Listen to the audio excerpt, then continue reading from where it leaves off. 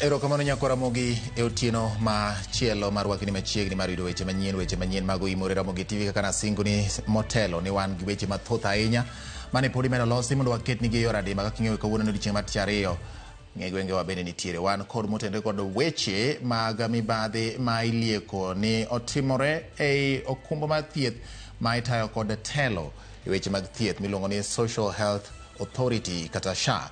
Gin weche ma wan go kanyakwara Ramogi, weche motende kod maseche mag apaya kaachiel kod weche mamoko bende yudo mana e Ramogi TV. Otieno ma kawuono nyakwara Ramogi wan gi mathoth. Mokwongo thuond weche.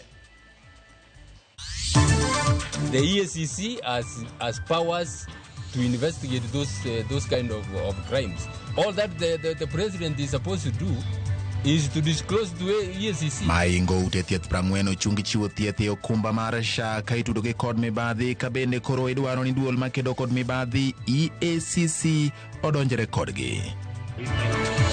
One of the resolutions that have been passed by the members here today is that both the governor of Nairobi and his deputy must start packing. And we are not threatening.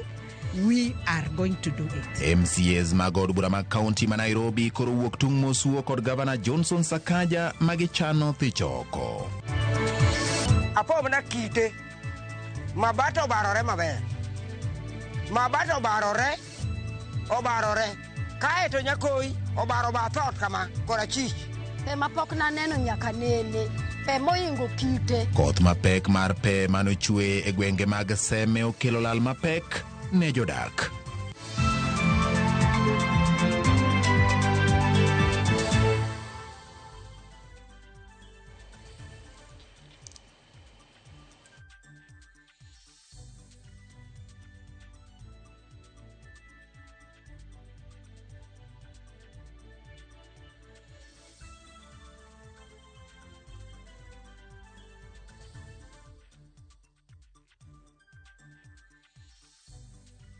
Machini ya Ramogi mar yudo weche manyien adimba, weche manyien mago imore chakore sani odiechieng' mar 26 dwe mar 8 2020 kod abich. Jaloko mara iluongo ni Belinda Phillips, nyinga en George Bati. Machiegni duol mochung' ne kedo kod mibadhi e pacho ka EACC ondhiyo apisa moro ma kaunti ma Siaya kitude kod mendni mag omenda maromo $100,000.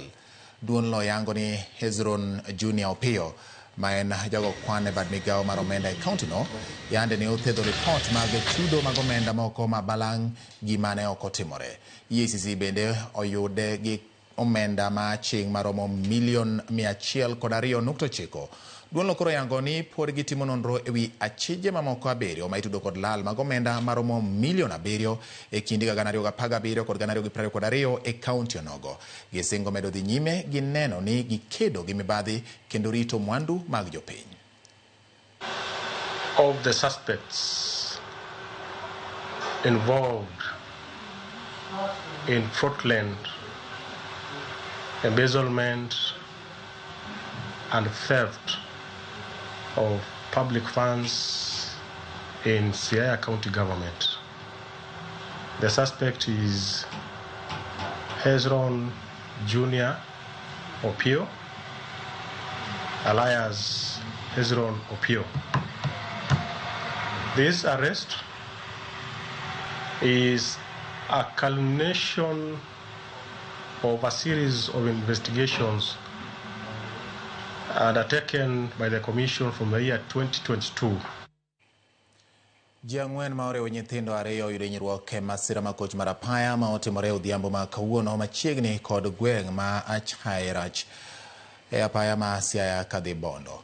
Masira no ojuko ja apiko miyo gi nyithindo 2 mane oting'o ka gichomo Siaya to ema ne otuomgi gi nyamburko moro matin ma bang'e to ne ong'ielore oko mar ndara kendo lwar e bugo manitiere Genga Paya. Ji ang'wen-go ma oyudo hinyruok otere e osiptal ma Siaya County Referral ne thieth makende. Derep nyamburkono ma ling'ling lieko ni en obila ma nyinge pok oful oyangi ni oyudo hinyruok bende kendo ochwale od thieth achiel onogo. Bunde kod chupa mag kuong' oyudi e nyamburkono. Nyamburkono kod apiko oywa nyaka e tesend obila ma Siaya ka nonro koro dhi nyime.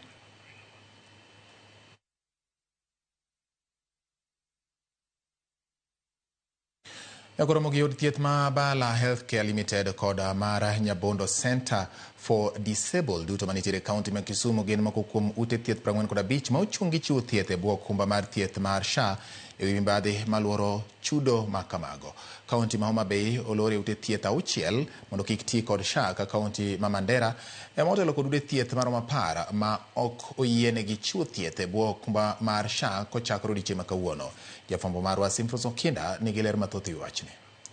En nyathi ma pok onyono kata higa achiel. Okumba manyien mar thieth mar SHA noyangi dwe mar 10 higa mokalo. Matin e dweche 2 to onyono higa, achudhe makoni kod kocha yudho omenda e aguluno manyaka sani pok ochung' motegno kata mondo sir jo Kenya matiyo matek kendo solo dwe ka dwe mondo eka giyud thieth. Kaka yo mar temo reso okumbano, ute thieth 45 e pacho ka koro lwar e lew mar jatatije mar okumbano Masi Mwangangi kendo koyienegi chiwo thieth e bwo okumba mar SHA. E gwenge ma Kaluo, kaunti ma Homa Bay ema otelo kod ute thieth 6 kama oting'o Chala Health Services Limited, Equity Afya, Lifeness Community Medical Center, Nelepek Medical Care Center, Okita Nursing to kod mano mar sirikal mar Rachuonyo East Sub-County Hospital mayande ong'ere kaka Ramola. Kaunti ma Kisumu, ute thieth 3 ochungi kama oting'o Abala Healthcare Limited, Dawa Front Pharmacy and Clinic to kod Nyabondo Center for the Disabled. Kamano bende jo Migori ok binyalo yudo thieth e bwo SHA od thieth ma Neo Care Memorial Hospital. E kaunti ma Libamba ma Kisii, ute thieth mochungi gin Flylin Chima Hospital Limited, Gopima Medical Center Limited, Lenmek Healthcare Annex Magenche, Nyanchwa Adventist Mission Hospital e kind mamoko. Kaunti ma Mandera okawo namba ute thieth manyodho omenda mag SHA ka ute thieth maromo 10 ochungi. Giting'o Asif Medical and Health Services Limited, Ayale Medicare Nursing Home, Desert View Healthcare Services, Equity Afya, Cal Health Nursing Home e kind mamoko. Magitimre kinde ma jo Kenya osebedo karango gi angoch tiang' chenro mag okumbani ma koro fwenyore ni mana kaka mano mar NHIF ni kod fuok mathoth manyayo kuo. Simfros Okinda, Ramogi TV. Kowere kon mago ne ogai machon mar do David Maraga dwaro mondo duol mar EACC otim nonro e wi mibadhi masani mien okumba mar SHA ka bende odwaro mondo migawo mar thieth ochiw ler e wi kwan omenda ma osechoki kod mago ma osechwal ne ute mag thieth. Ma timore ka jatend riwruok mar Kotu Francis Atwoli dwaro mondo SHA obed kod mbui mare tenge kendo kik taye kod migawo mar thieth kaka osebedo katimore. Lidio Keyo nigi ler mar wachni. Jotelo mopogore opogore medo golo duondgi e wi mibadhi ma oseyangore ni okwako chudo mar okumba mar SHA e pacho ka. Ogai machon mar doho David Maraga koro dwaro mondo mi duol makedo gi mibadhi e pacho ka EACC ochak timo nonro e wi mibadhi ma okwako SHA no kama omenda mag jopiny osebedo kalalie. Ka bende owuoro gimomiyo jatend migawo mar thieth Eden Duale pod nitiere apisi. The Ministry of Health, alongside professional regulatory bodies, must be fully accountable for the unchecked roads under their watch. Those who have colluded to defraud Kenyans must also face the full force of the law. The EACC has powers to investigate those kind of crimes. All that the president is supposed to do is to disclose to EACC the raw intelligence information he has. Maraga dwaro mondo migawo mar thieth ochiw ler malong'o e wi kwan mar omenda ma osechoki kuom oganda jo Kenya e bwo okumba mar SHA kendo bende chiw ler e wi kaka osebed ka itimo chudo ne osiptende mathuruka. The hearts of Kenyans went dark with agony and despair. Kenyans need accountability and transparency on the scale of the theft and the corruption involving public funds meant for health services. Paying huge sums of money through SHA to ghost hospitals and fraudulently registered facilities. Jagoro mar Kuko George Gibore wacho ni osiptende ma ichude tok chik thothgi gin mago maweggi tiyo e SHA ka bende openjo gimomiyo jatend migao mar thieth Eden Duale umo jakom SHA ma bende wachore ni en wuon achiel kuom osiptende go ma ichude yor mibadhi. We want a system that we can trust because the money collected is for patients and we want to see the patient benefiting. It is true that there is a big question in terms of what they are collecting and how much is being paid to facility, and that must be explained and we must see. And I don't know why it must be, by the way, the CS explaining. Jatend riwruok mar Kotu Francis Atuoli to dwaro mondo mi chiwne SHA thuolo mar tawo mbui mare yore ka ok donjruok gi migao mar thieth gino ma ochich ni emo osekelo lal mar omenda mag jopiny ma owacho ni miyo SHA bedo ma onge nyalo mar podho chudo kendo ng'eyo ni to en osiptende mage ma ichwaloe omenda.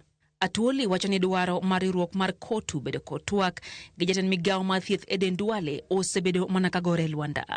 Lydia Okeyo, Ramogi TV, Nairobi. Nakoromo gi kwaso dene riwruoge mag jochiw thieth koro dwaro mondo migao mar thieth kokalo kuom jatendgi Aden Duale oyanga kama osara mar jochiw thieth mag Universal Health Coverage ma dwe mar 7 gi 8 biro dhiye. Bang' Duale yango ni jochiw thieth go owinjo chak ndiki yo mongirore kochakore dwe mar 9. Kalore kod jagoro mar Kenya Union of Clinical Officers koni budget manochiw kata manochwal kod od bura owinjo ndik jochiw thieth go kochakore dwe mar 7 ma ok dwe mar 9.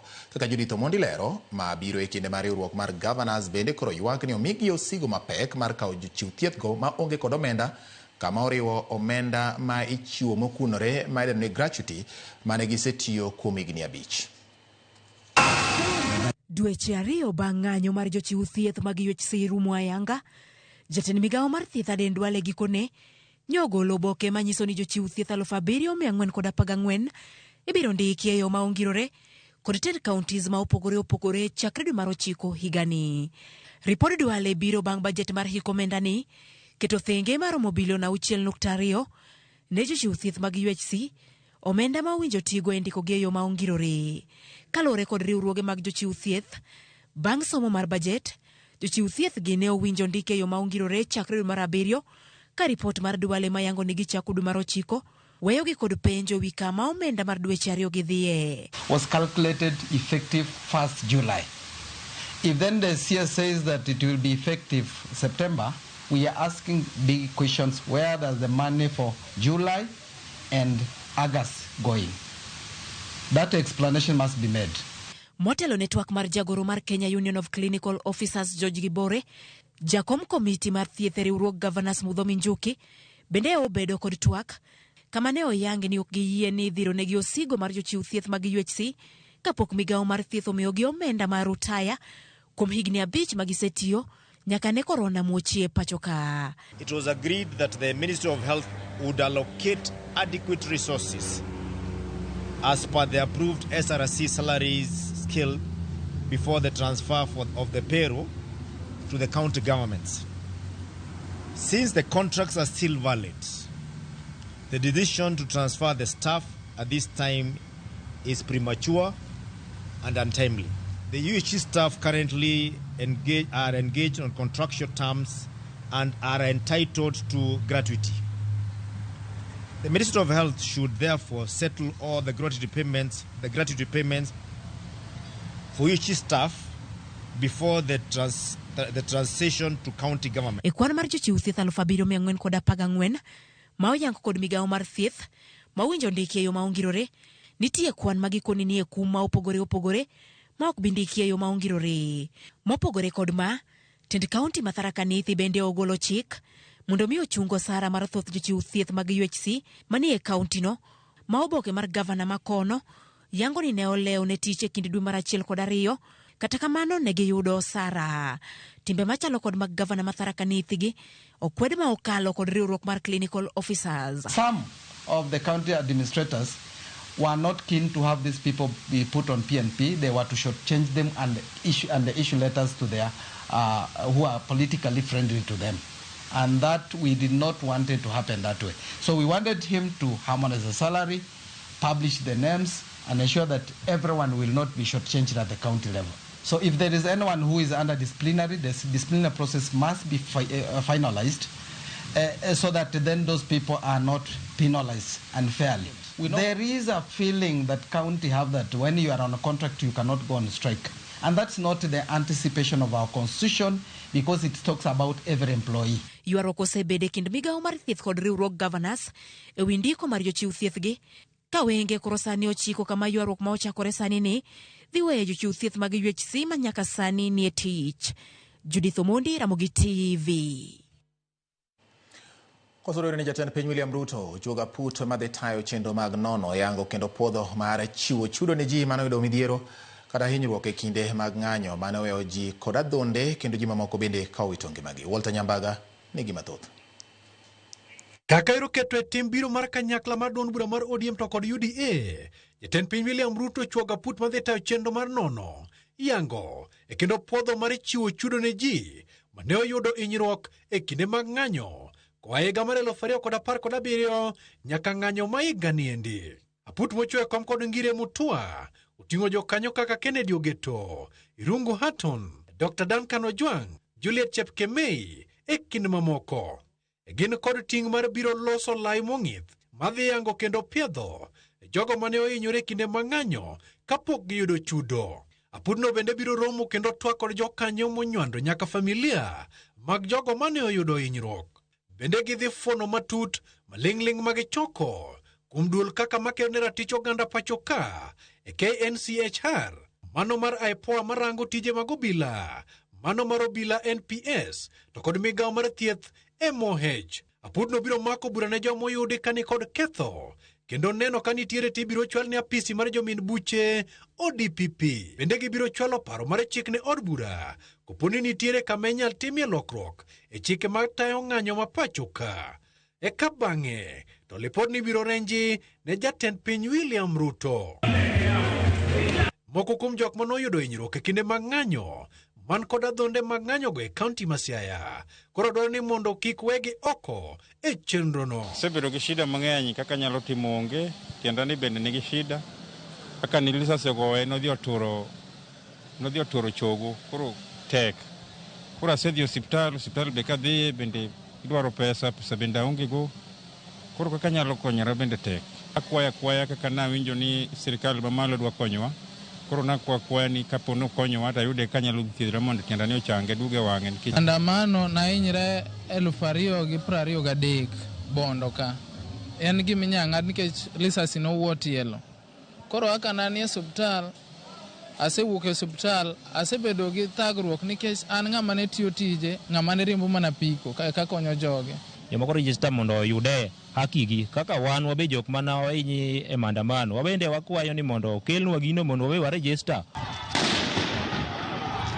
To e kaunti ma Migori, ujende mane okale matek kinde mag ng'anyogo bende dwaro ni mondo range kod wang' mamuol e chenrono. Koro kwadwar ni ng'ato dhi okaw pesa gi, nobiro nodhi chulogo jomohinyore, to samoro pesa go dhi tiyogo mana yore moko mag siasa mar berore mondo mi okony jogene.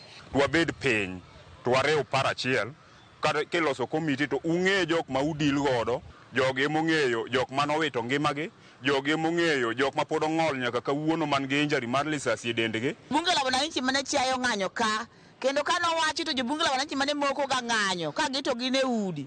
Sani pesa dwa wuok, sani jotelo koro dwa kawo joge gi magiyero. To awinjo ni list moro nitie, to list no anake kumeyode.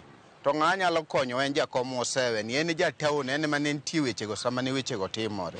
Na sahi anakuja yeye ndiye yule alikuwa ameumia kwa maandamano. So mimi naomba kama venye mwenyekiti ameongea, komiti itengenezwe, watu waangaliwe.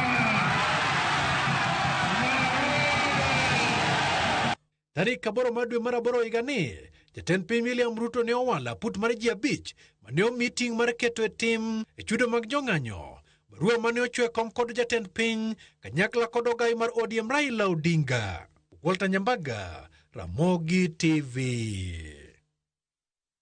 Yangore ni MCs mag od bura mar kaunti ma Nairobi koro ramo mar pudho oko e telo Governor Johnson Sakaja. Spika mar od bura Kennedy Ng'ondi kawuono ne oluongo romo moyiedhi mar twak e wi okang' mar monego kaune Gavana Sakaja. Jafumbo marwa Eric Owenga oluo romono kendo my report.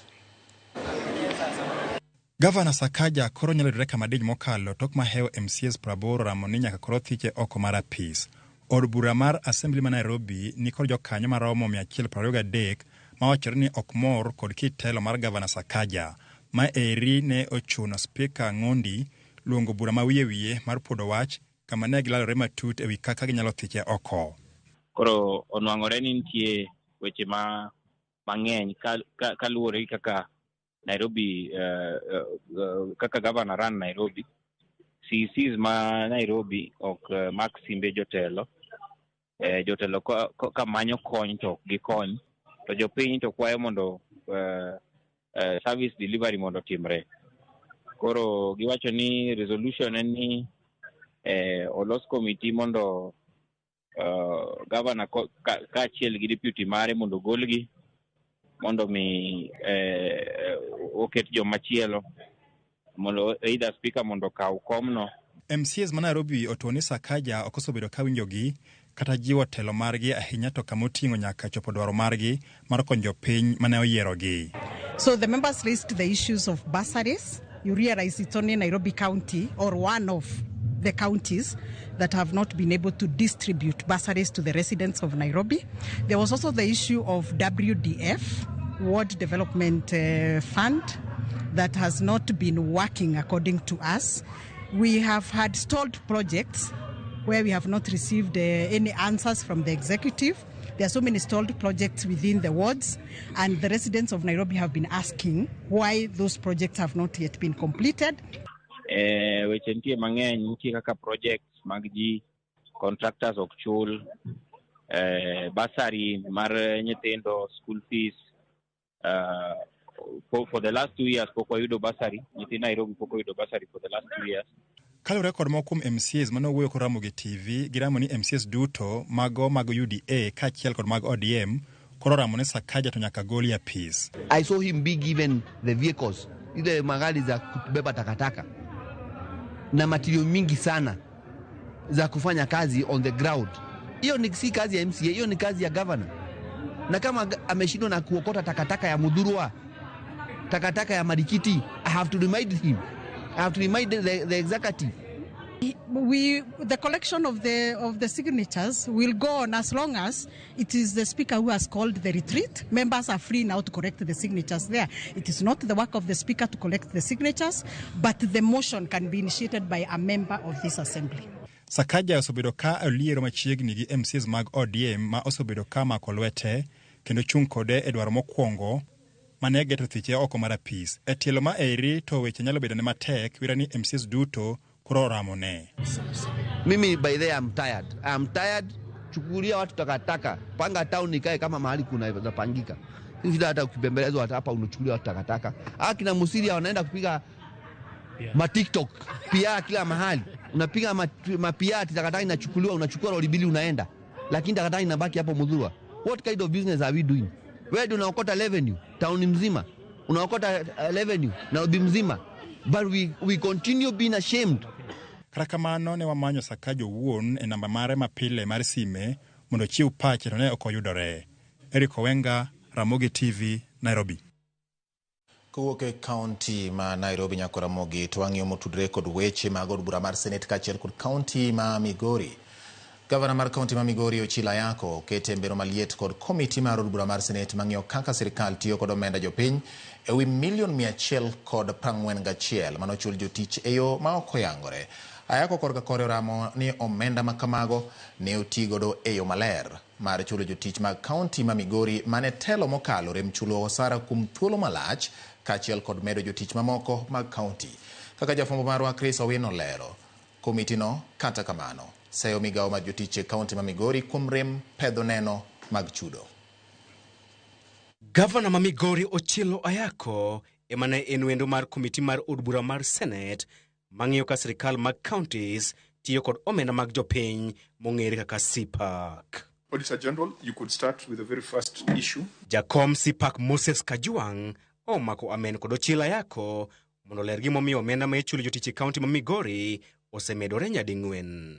Out of that 500 million, on temporary employees, there was a four times increase from 34 to 141. Now, Auditor, I think you need to also drill into this so that you have clarity. Counties will hide under the percentage. So their percentage is 38%, which does not look to be too bad.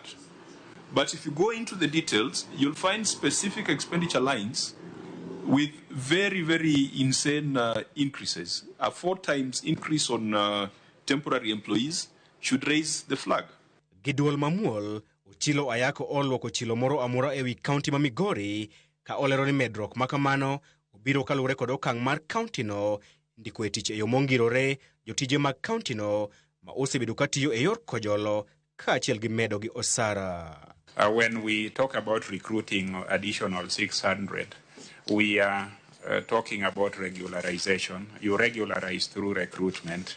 It may not increase the number, but it enables the county to issue letters of appointment.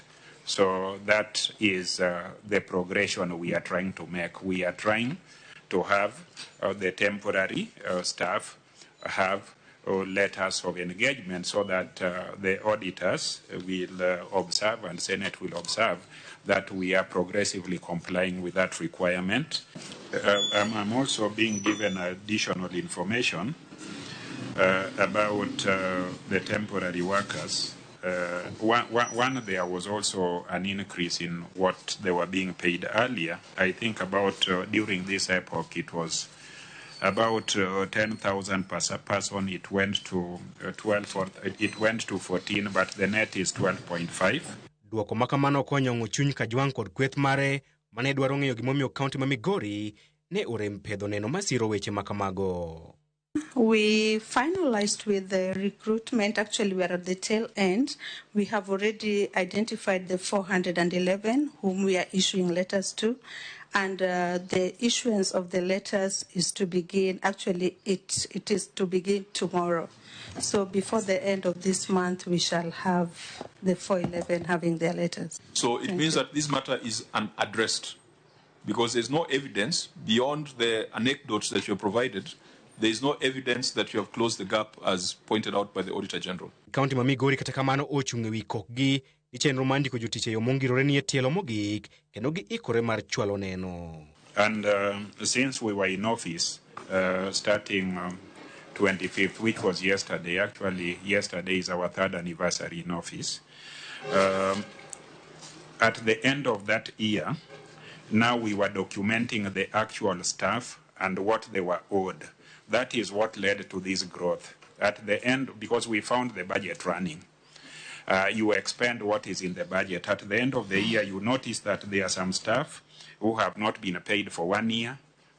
In fact, for those who look at, and I wish my senator was here, some of the demonstrations were going to his office asking for those wages, and my office, the people who had not been paid. So when we came to 2023, 2024, we had to factor these people who had not been paid for a long time. You have moved Migori from a very healthy 34% to an unhealthy 38%. So I thought that you were going to make things better. Komiti mar Sipak ywak ni medruok mar osara michulo jotich e kaunti ma Migori gi omena maromo milion 400 ni malo kata odoko ni Ochilo Ayako to ne gito ewi adiera mar kwan jotich ma sirikal mokalo mar kaunti ma Migori ne osebedo katiyogo. Chris Owino, Ramogi TV, Nairobi. Gi report mar Chris Owino terowa e yuyo marwa mokwongo weche manyien mag Uimore tinene ni ero kamano kuom yiero Ramogi TV aneno ka Uimore Jojan Kibonge ma Woodgame Kampare neni malera ahinya kendo awinji bende yo makare ero kamano ahinya kuom keto Ramogi TV. Martin Ochieng lango wuod Arweya wacho ni intiere koda kendo imor kaka weche manyien biro ero kamano Kufur kantiere Nakuru ero kamano in bende kuom kete Ramogi TV.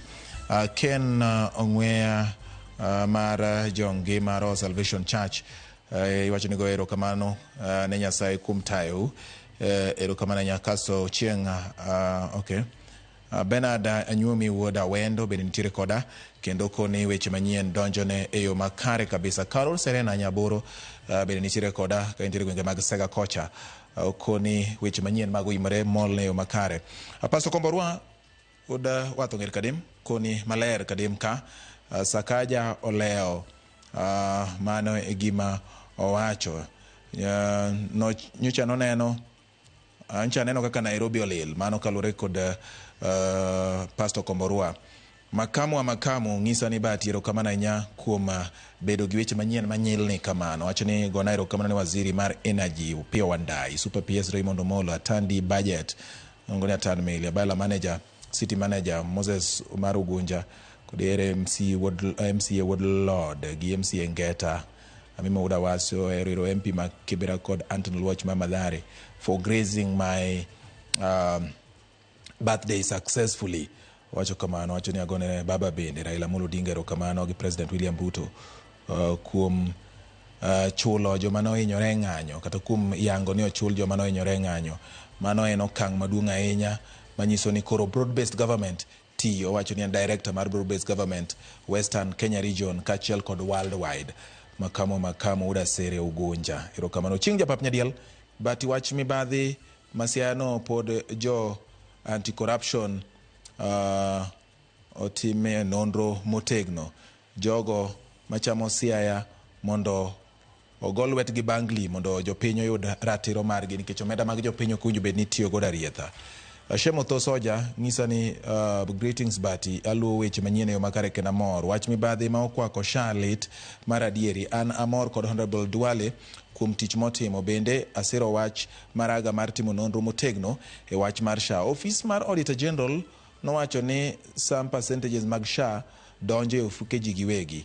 This must be investigated properly. Wacho kamano jood bura ma jo mibadhi wang' ni bende oleo DCI, KPA, EACC are fully after you. Nyaka mibadhi rum pep eka koro wanyalo konyore. Mano kaluwore kod Shemo Tho erokamano nyo bura Woodrongo bende koneno yo makare wacho ni masiche ng'eny ahinya mag apaya mar Nyasaye konjoge wakau yueyo kaenda ka 30 bang' saa 3 mar otieno. Ma en Oimore e Ramogi TV kikidhi mabor.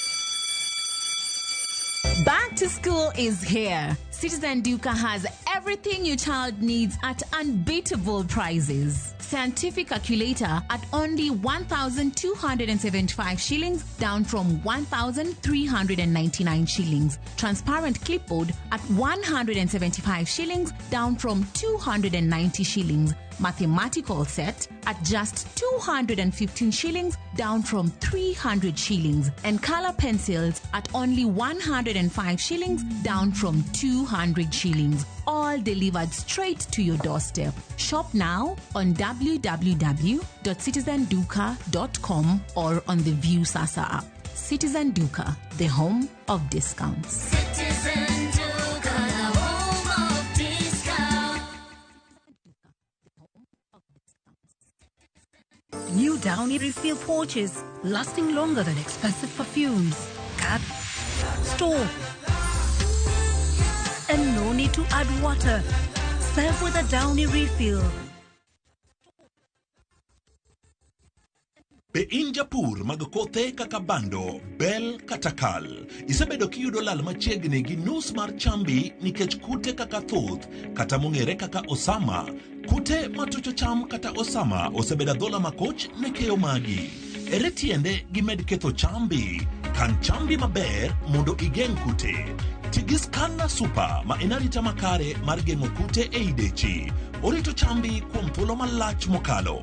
Tikod rapim mar 50 grams kende kuom gunia mar 90 kilograms Scanner Super. Kinga kamili kwa nafaka. A product of Osho Chemical Limited.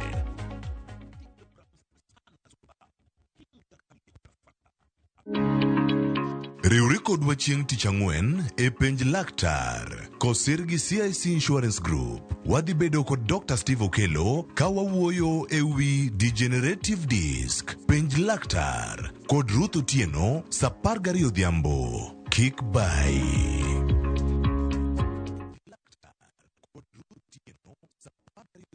Introducing Wigo, your trusted ride. The ride with the most reliable, verified, efficient and transparent drivers. With fabulous cashback incentives for passengers, each trip on Wigo feels like an upgrade. Download Wigo from Play Store or App Store or SMS Wigo to 20425 and ride with confidence. Wigo, let's go.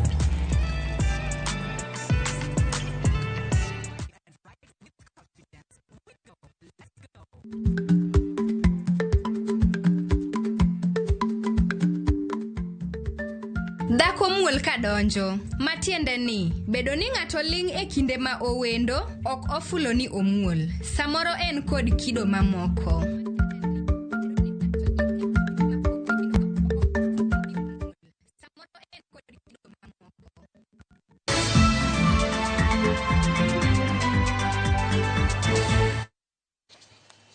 Machiegni kendo nyakwara mogi wadhi nyime gi weche manyien mag oimore.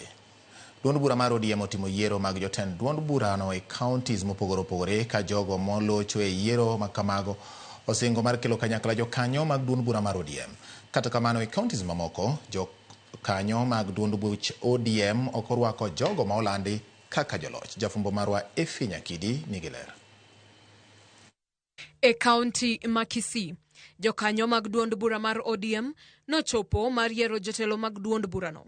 Chenro ma bende notimore counties mopogore opogore pachoka. Jogo manoyier manyien e county ma Kisii nosingo ne jokanyo ma duond burano ikruok margi maneno ni county ma Kisii omedo siro duond burano nyaka yiero maduong' ma higa 2027. Kane giloso bang' yiero mane otim Kisii, Paul Momanyi mane oyier kaka jakom kod Fidelis Atik ma en jalup jakom nolero ni duond burano biro chiwo thuolo ne rawere gi joma mine e migepe mopogore opogore maneno ni duond burano omedo dongore. Tutafanya kazi kwa ukaribu sana na gavana wetu wa Kisii County mwenye ako deputy party leader national, na tutahakikisha ya kwamba party ya ODM itakuwa strong na itaendelea kuwa strong katika region yetu ya Gusii. As newly elected leaders, we are committed to have ODM as the main party in Kisii County. Nashukuru wana youth wa Kisii County kwa kunichagua kama youth leader Kisii. Na washukuru sana, and I promise I'll work na my fellow leaders to make sure our party imekuwa strong in Kisii. Komachielo, manen speaker mar od bura e county ma Kwale Samirua emano yudo loch kaka jakom manyien ma ODM e yiero ma county no. Ka jatend kweth mathoth e od burano Hanifa Mwajirani emano yier kaka jagoro e duond burano e yiero mar ariyo bang' yiero mokwongo mar jotelo e county no Witoko. Rua kod Mwajirani nosingo maketo kenge mabiro konyo ODM yudo jokanyo modhuro motelo ne yiero ma higa 2027.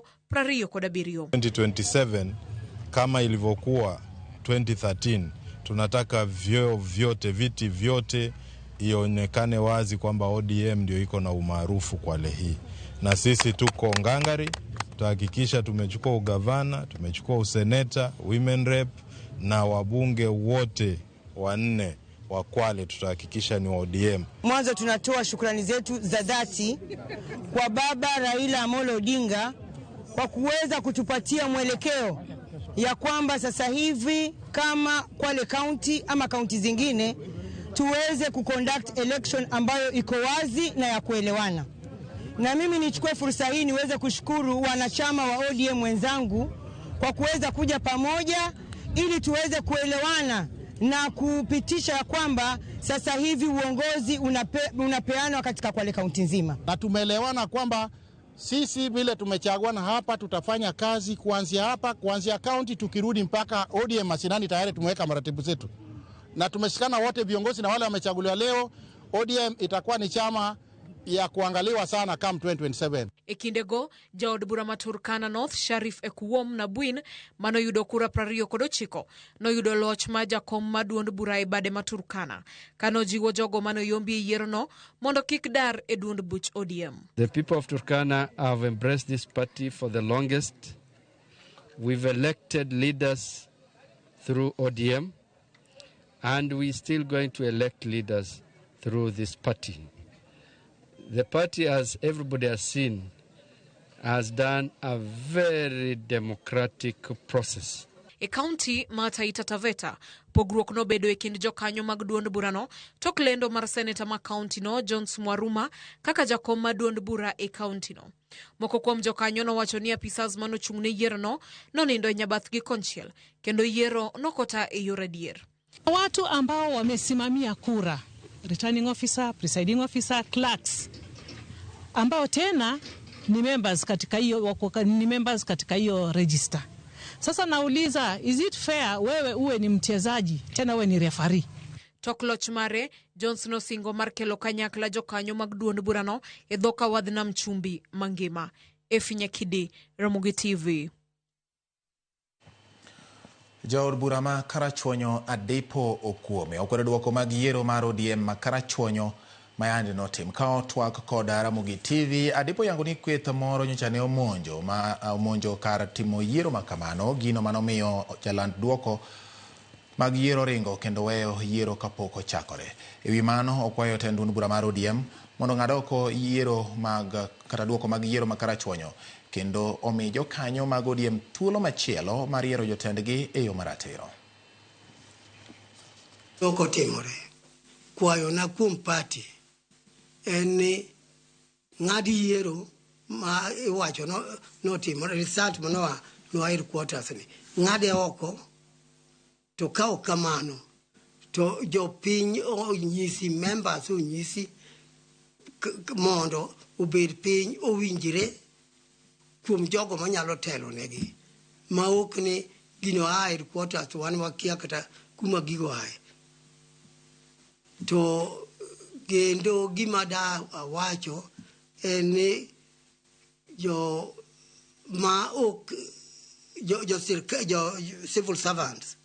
civil servants ok oyienegi bedo e siasa. Omabe ok exception. Omiyo civil servants mane nyingigi oa headquarters bakia kama notero nyingigi headquarters gin to be okowinjo wawuo. Alwacho ni mano ne makosa, ne gisetimo makosa gi ai kabisa e wach siasa nikech chiko koyienegi bedo e gige siasa. Jotend duond bura mar ODM kar chung'or bura ma Karachuonyo gi MCAs mawuok e kar chung'or burano owuok tung' musuo gi manen speaker mar od bura mar kaunti ma Homa Bay Julius Gaya ewi weche manowacho ni gavana mar kaunti no Gladys Wanga tich otamo nyaka ne odonji apisi. Juma mokalo Gaya ne omaki e kanda mar video moro manyiche noyuoro e liel moro Karachuonyo ka okwayo oganda jo Karachuonyo ng'uono kuom ne nyisogi mondo gisir gavana Wanga e yiero mokalo. Gin weche ma oyudo kwet gi jo ODM ma Karachuonyo ma onyiso Gaya mondo were gi gavana otine jopiny. With the long, with the strongest term possible, ni okwamor gik ma jomoko e Karachuonyo machalo former speaker wacho ewi governor. Okwadwar weche makiko ji kasama governor osechako tiyo maber machalo kama. Omiyo wakwaye ni ka en gi team ne moro to bede team ne no to wach governor ma Homa Bay gi tije motiyo no e Karachuonyo ka oaye. Gaya ini wuon mi wuoyo kuom governor sani ni. Iluongo governor ni tin. To ine ma governor nokwongo ndiki ma ine michamo office governor michamo terms ariyo. Iwacho sani ni governor gik mosetime Karachuonyo onge. Ka Gaya kawuono nyalo wacho ni gima governor osetimo onge. To in seche mane in speaker, sama ni chiemo ni ng'eni governor tiyo. Ne tuo ni gima governor time Karachuonyo onge. En achiel ni. Emosen Joy makata seche mowuoyni waluonge ni former speaker gin kech empathy. Oruma kod hera ma governor nene kode. Otherwise title mar en goska wuono ni former speaker. En go nikech governor makoro chayo. Moko kuom jodak ma yudore e gwenge ma Kisumu West koro ywago lala mar mwandu e utegi bang' kodh pe maduong' weyogi kod midhiero odhiambo manyoro. Gichwalo kwayo mar yudo resruok bang' lal makamano ka koro weyogi kod dhier. Ripota marwa Lilian Abeta nolimo gwengego kendo ma emolosonwa. Norwa biro gi koth, to kare ne ok en koth. Pe nochwe madongo machalo kite, mabata obarore maber. Ma e chal mar rabolo e puothe makoro dong' kojwer bang' kodhno mapek mar pe. Mariewa bende ok notony e midhiero ni kendo koro gidong' ka gichung' chungu e puothe. Maduong' moloyo to ne gin ute mamoko kuom gino podho e kinde mabende moko witado maggi pe notucho kendo weyo kod lal maduong'. En midhiero monywando nyaka jopuonjre mag skunde magweng'no mabende kor oyudo midhiero e klese mekgi. Jodak makoro dong kod lal e miechgi kendo koro sani onge ute magidhi jote bende leronwa kama.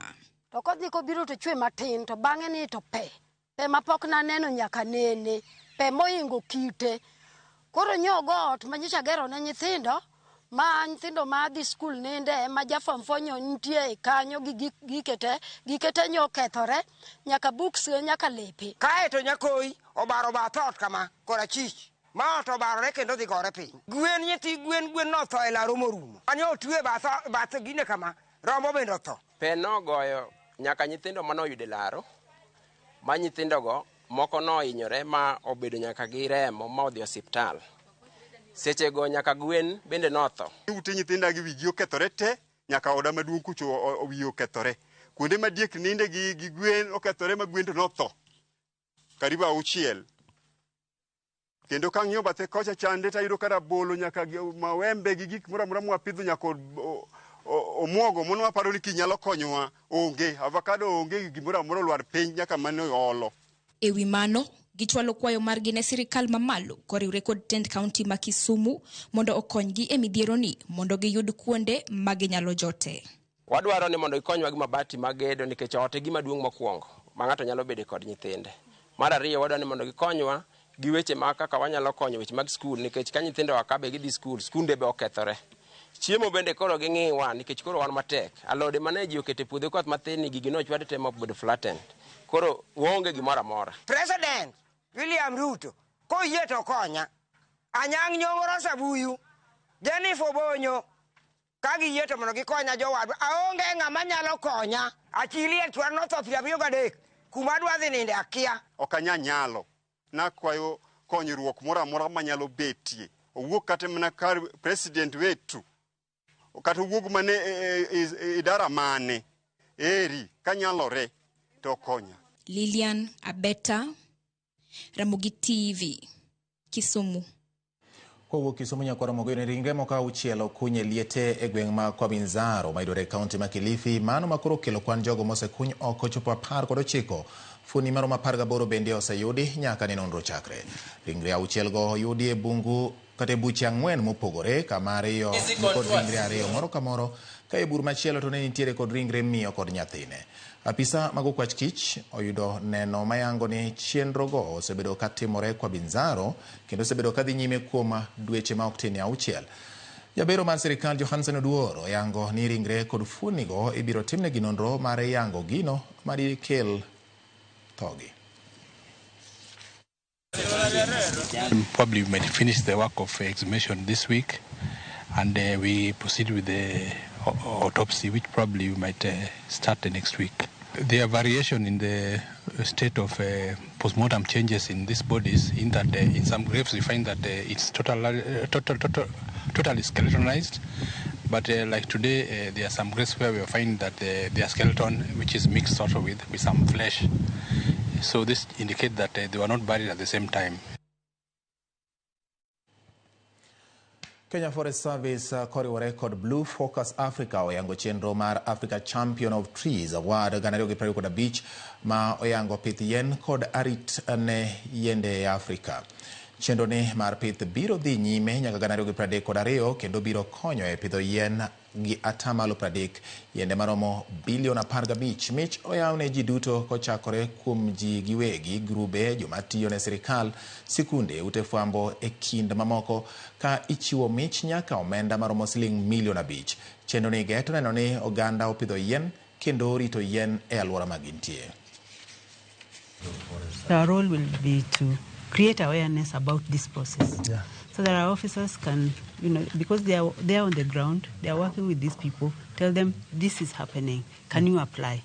You own a tree nursery here, you're planting trees here. Can you apply for consideration? Is recognizing those people who are specifically supporting us in achieving the 15 billion strategy. The main issue is that while particularly us foresters, we do a lot. We raise seedlings, but even before we raise seedlings, seeds must have been collected. They must have been prepared. They must have been processed. They must have been stored and also provided for raising the tree nurseries. Nyakoromo gi chenro mar ng'e gwenge wa kawuono ni wateri nyaka e gweng' ma Kakrao maidore kaunti ma Migori. Nyakoromo gi bende ng'eyo sigana kaka nying mar Kakrao nobiro owinjane kaka ochoki ma oiknwa gi Millicent Odhiambo.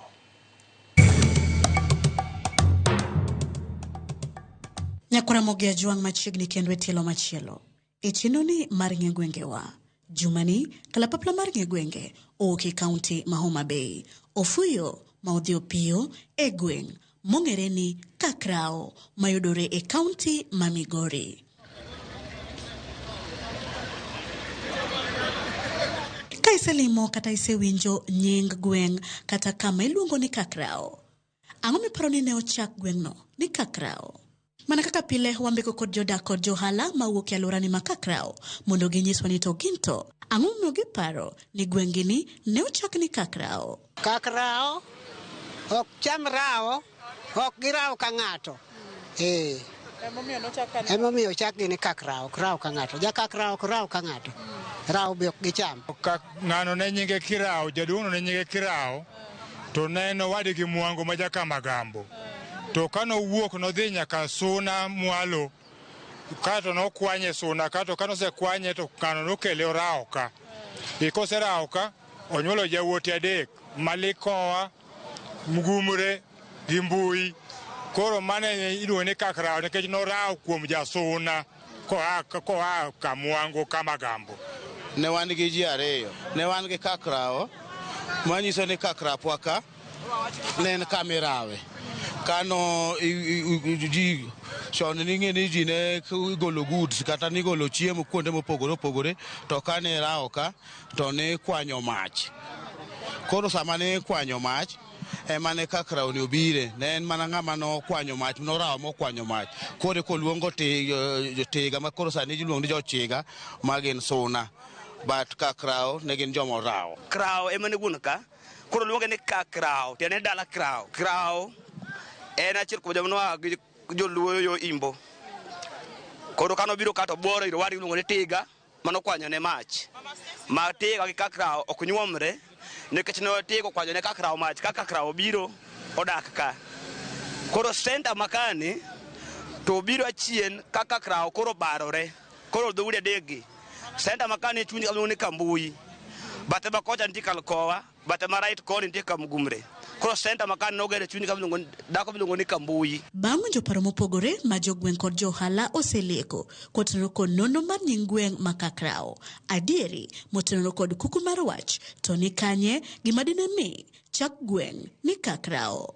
Gweng'ni nochak ni Kakrao nikech jo mang'eny ma iluongo ni jo Kakrao ne gi jorao. Actually ne gi jorao ka giyawo Yoma to girao yo kamoro Suna West kocha kamoro ni Katiga. Kanyo lweny ogologi giduogo girao, gibiro gichopo kamoro Otacho.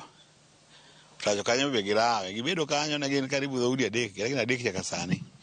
To dhot mar achiel ariyo adek ne jo Kakrao dak kanyo. Ging'eto de gidar kanyo ka tuo nogogi kanyo maduong' mar tho nindo. Magi kere moko nodhi Kanyamwa, moko nodhi Ndhiwa kocha. Moko be nodong' Kakrao ka, koro nodong' Kakrao ka be ntiere, ma bang'e ka noselos piny to joka be noduogo, joka manoder ka. Koro wan jo Kakrao, waluongo ni jo Kakrao nikech wadar ahinya. To gweng'ni ma Kakrao, humbe landore kod weche kata timbe mage. Ok wapuro, to wachiemo. Nam onge, mana puro nding'i. Igolo chiemo go nding'i, ipidho ri tekri. Wan ka wang'ere gi kaka wahala, wapuro ndawa, to sani ndawa koro ok ti. Wapuro niang', wapuro oduma, wapuro njugu, wapuro rabuon, wapuro marieba. Gohala mag dukni watno be waloko. Wang'ere gi pur, wapuro cham, wapuro muogo, wapuro bel, wapuro chiemo matindo tindo. Kakrao ka wang'ere kendo gi weche mag chiaye. Wan gi chiro ma en Kakrao ka wan gi chiro mek machich dhok. Wang'ere kod pur, wang'ere kod pith, Kakrao ka wang'ere kod ohala matindo tindo migoyo. To gi center ni kano chakore, kitchen stage koro menyin ka nong'ere ni Kakrao. Wan kaka jo Kakrao ong'ewa gi yor somo. Nyithindwa mang'eny osomo. Yor somo waneno kwalande ga ahinya. Kanisa be wantie joma kata bana jo somo ka ng'eny. Jo somo ka mang'eny. Manigi PhD yuda karwa ka. To bende nitiere dongruoge ma Kakrao osenyuolo e ngima jodak maluorani. Sitima liel eta ya miliel go. Maendeleo dhi mbele, barabara ng'eny. Kata sani aluo para ko kabiro ka onge okaluo yo aluo. Chandruok mane wan go ka somo nene piny. Sani ko ji nitie masomo ka wino liko ng'ama no somo molo jite.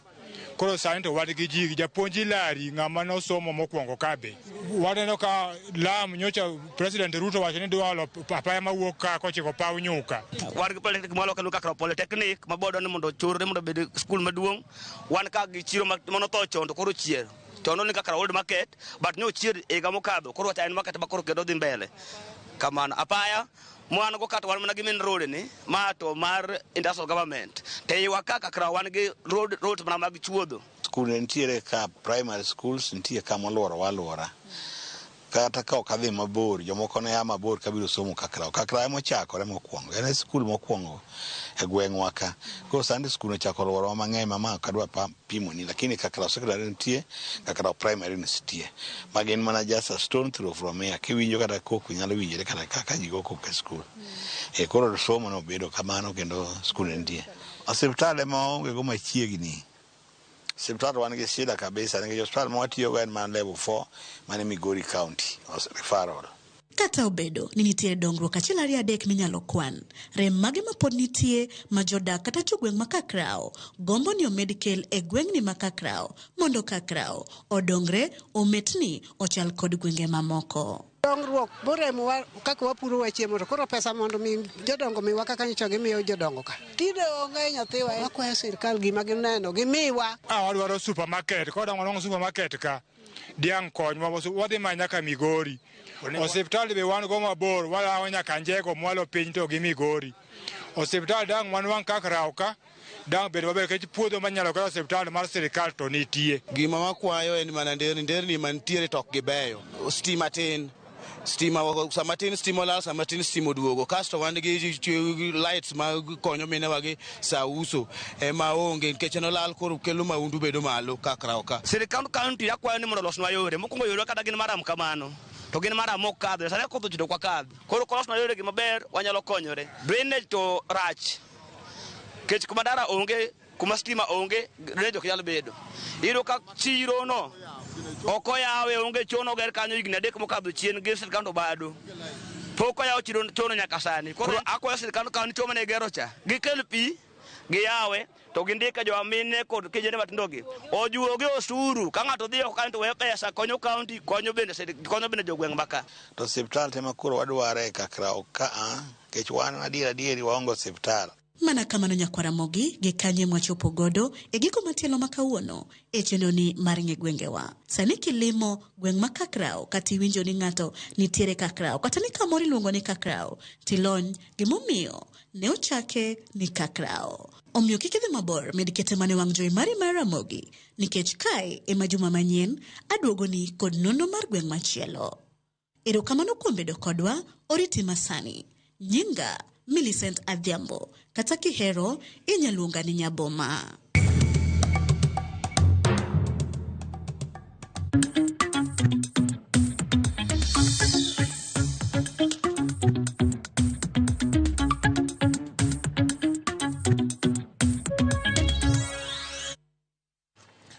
Johala chini mopogore opogore ma yudore kaunti ma Homa Bay ma chirni ma giuse osebedo gi mudho koro yudo fungruok kalore gi chenro mar guro teini kata street lights e chirni manitiere kaunti no ma ochak gi riwruok moro ma ok mar piny owacho.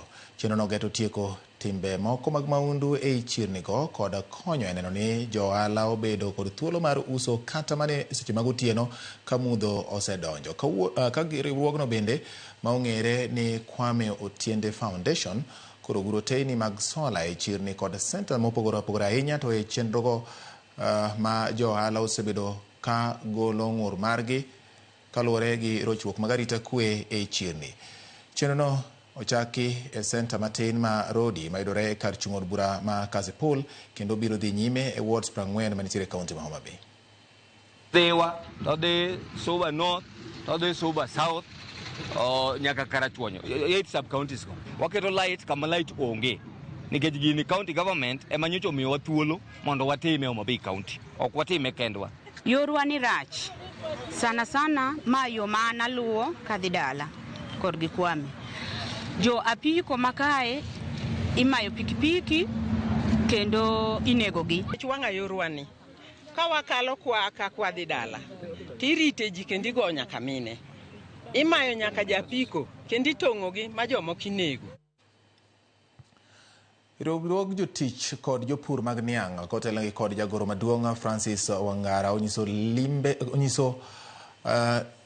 lembe niang' moko kata kembe niang' moko mondo kik riembe tich joma ne tiyo e kembego ma kaluwore ni moko kuom jotije e kambi ma Muhoroni kod Chemelil yudo barupe mariembogi e tich kochakore giko mar dwe mar aboro.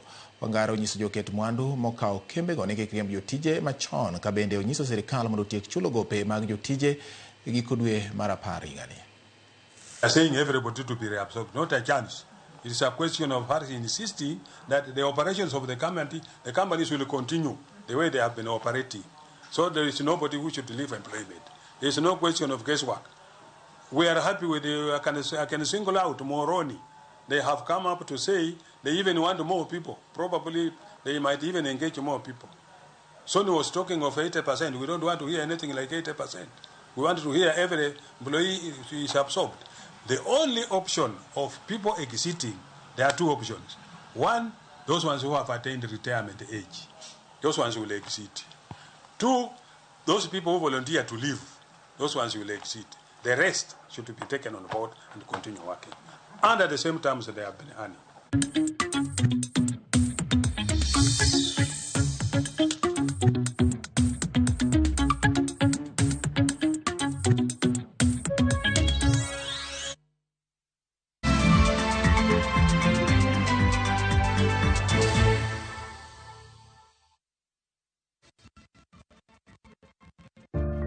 One day, while teaching an oral health care class, I saw a little boy who kept covering his mouth. It turns out he had lost some of his teeth and he felt embarrassed. Now, as a hygienist, a child's smile means everything to me. Every child has a right to smile, and a beautiful smile is a healthy smile, and nothing should ever get in the way of that.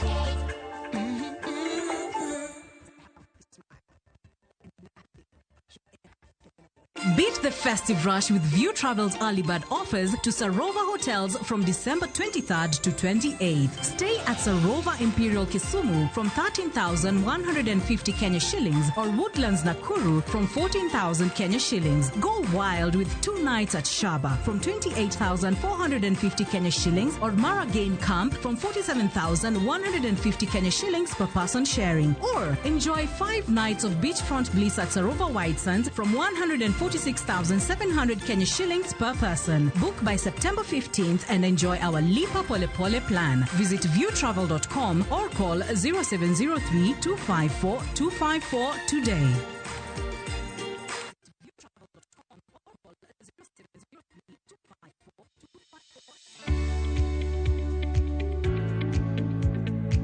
Ng'i cham magi kinde ka kinde. Kituog maber kuom cham ma ikano mondo ing'e chon ka thuth kata kute omakogi kapok giketho cham magi kama ikane. Geng' thuth chon kata ka thuth tin kata ng'eny. Kaw okang' mapiyo mondo kik ikethni cham. E in japur mag kothe kaka bando, isebedo kiyudo lal machiegni gi nus mar chambi nikech kute kaka thuth kata mong'ere kaka osama, ere tiende gimed ketho chambi. Gi Scanner Super ma en arita makare mar geng'o kute e idechi. Scanner Super, kinga kamili kwa nafaka, a product of Osho Chemical Limited.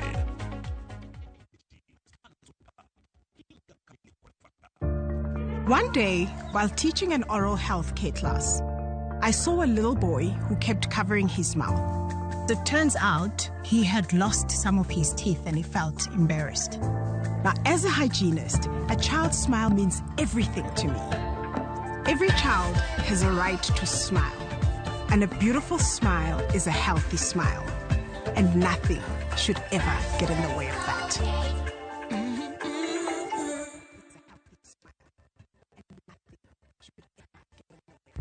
Saa zingine mambo kupata bila plan. Gas ndio imeisha, landlord akuache upumue, mtoto ni mgonjwa na bado ni mid-month. Usijibox kwa noma. Piga *531# and sort your emergencies with my Mobi Civil Servant loan. Iwe usiku au mchana. Kama wewe ni civil servant, sasa uko sorted.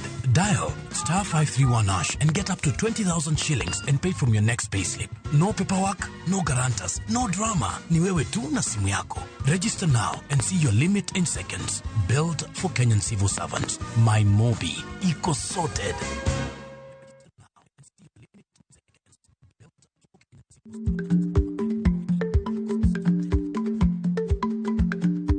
Ich lach nonego okal tako. Matiende ni bedo gi miluma mar yako mang'eny nyalo kelo rach.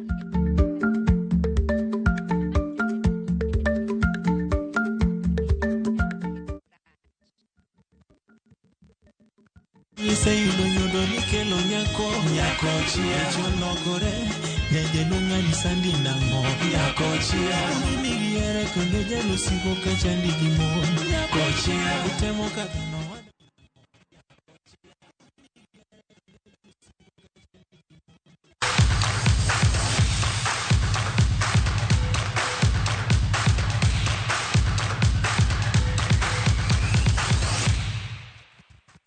Machini koro donjo weche mag tuke. Riwruok matayo tuke mag adhula pacho ka Football Kenya Federation obago tiegruok ne coaches 30 mawuok e kaunti ma Siaya. Tiegruok ma otim kuom jumbe ariyo. Coaches go oyudo tiegruok mar CAF D ogole kuonde chung' od bura duto 6 mayudore e kaunti ma Siaya. Kowuoyo tok tieko tiegruok ma kamano e sikund primar ma Karapol, jagoro mar branch ma Siaya William Mucheng osingo mar chwalo dongruok tuke mag adhula e kor gwenge ka bende okwayo jokanyo e sectors mag adhula mondo oriwre gi FKF e gero mich mag rowere. Tiegruok ma kamago tagi Johannes Oduor Okumo ma bende ojiwo tiegruok mag coaches e kor gwenge, gino mabiro neno ni ojiw dongruok mag tuke adhula. Kamano maduong' ne office maduong' miluongo National Office motelne gi Ker Hussein kiluwe gi Mariga, wagoero kamano maduong'. Moloyo to wagoero kamano nikech coaches mosebiro ka osebedo ka nika wige ariyo gitemo yore te mondo gikony nyithindwa osud mbele. Wakwayo coaches manuoko mapoko train gimany yo kaka wanyalo tiyo kamoro achiel mondo gibede gi train. Nitie gigo manyien ma waketo mang'eny e training ka wachon ni itiego nyathi kalure kod gima ineno. But sani king'iye tinwang' ka mpira olokore, ok en mpira manigoyo machon cha. Mpira sani nitiere science mang'eny. Klas ni okonya ahinya nikech nitiere gik moko manang'eyo, but nitiere gik moko bende manakia. Koro gik manakiago facilities, the instructors mano Mr. Johannes to kod Mr. Ondula okonyo ahinya kuom ng'eyo kaka football itugo. Jomanyiri bende mondo gimed biro wabed kamoro achiel nikech kaneno gini gi mbele kai wan jomanyiri wabobedo gi faida sana moloyo jomachuo nikech ka jomachuo ging'eny then ka chance no biro taneno ka nyiri maboyude mokwongo.